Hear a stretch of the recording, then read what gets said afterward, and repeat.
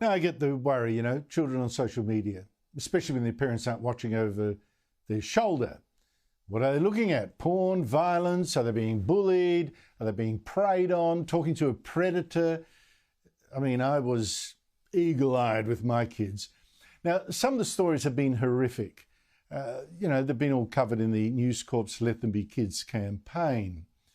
But what's the solution? Now, in June, federal opposition leader Peter Dutton said, we need kids banned from social media until they are 16. And suddenly the Prime Minister is on board with a ban, although without saying what it actually do. I want young Australians to grow up playing outside with their friends, off their phones, and onto the footy fields and the netball courts. But, it sounds lovely, but how practical is this? Parents now can insist on all that, tell the kids, no phone, go and play. I mean, heaven knows how often I said that. And parents who don't care, well, how are these bans going to work with them? Couldn't kids get around any ban pretty easily? And I imagine a lot of parents would even say, oh, for heaven's sake, get off my back. Look, here's the phone. You go and play on the internet, give me some peace. Joining me is Trevor Long, a technology commentator who hosts two popular podcasts, CFTM and Two Blokes Talking Tech. Trevor Long, thanks so much for joining me. Look, a ban on children using social media like Twitter and YouTube and TikTok, Facebook or whatever, how would it actually work? That's the biggest question I think we don't have an answer to, Andrew. And look, the challenge here is the kids don't have ID and kids don't look their age a lot of the time. I don't know if you've been to a young kids sporting event. Kids in one team can look varied ages, but actually be just one age. So if it's going to work, what I hear is it's going to be about computer validation using face identification and things like that. But we haven't seen that ever tested successfully. And so I support the government looking to invest in testing that technology. But unless that can be foolproof, Andrew, there's nothing other than a date of birth and a parent's sign-off that can validate someone's age. There's plenty of parents who'll tick that box just to get their kids off their back. Exactly right. Exactly right. And of course, it'll be the slackest parents. No, I don't want to be too rude to too many people. There'll be people that trust their children. But it's exactly the parents that aren't monitoring the social media use of their children responsibly now that would want the children just to, look, here you have it, go your hardest, just get off my back. I mean, that's the problem we have today with technology, with access to the internet and social media. I get the argument. There can be terrible things happen on the internet and terrible consequences. I'm a parent. My youngest is 12. My oldest is 17. And we've had our challenges with social media.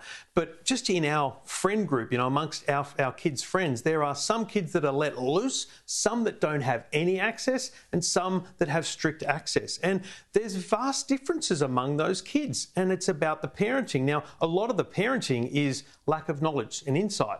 So what I believe we should have been discussing all these months is how a government can help parents, how governments can give parents help, training, education, information, because kids will get around this. If kids are drinking at 17, even though the laws are 18, they're going to be on social media at 15, even though the laws are 16. That's what kids do. We've all been there. What we need is help and support for parents to have them understand the consequences, have them understand the reasoning, and have them understand how to deal with kids who want this and nag at them, and how to actually, stick by a rule and hold steady on that rule.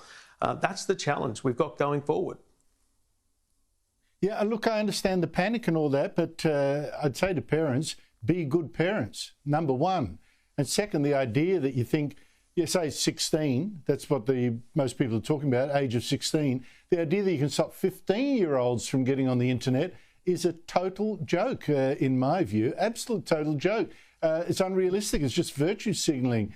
But Trevor, you're right now sitting there in Silicon Valley at the cutting edge of the new technological revolution. You've just been at the launch of the new Apple iPhone 16, which is artificial intelligence boosted and will be absolutely catnip to a lot of kids wanting to explore that as well. What has this phone got that we don't have already?